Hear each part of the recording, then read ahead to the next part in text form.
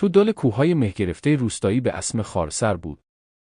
مردمش باور داشتن که هر 30 سال باید یه نوزاد قبل از تولد به جنهای سایه‌نشین پیشکش بشه تا روستا سالم بمونه.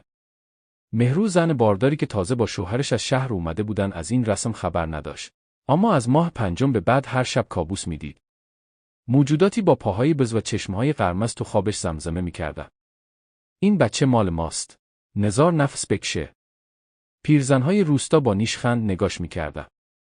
شبها خاک سیاه پای در خونشون میریختن و زیر لب ورد میخوندن.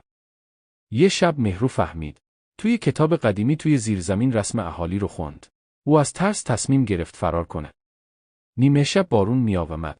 مهرو تنها با دلدردهای زایمان از کوه پایین رفت. پشت سرش صدای جیغ و خندهی موجوداتی میآمد که تومه پنهون بودن. 3 روز بعد توی کلبهی متروک نزدیک دریاچه صدای گریهی یه نوزاد پیچید. مهرو پسرشو به دنیا آورد. زنده سالم با چشمانی به رنگ آفتاب.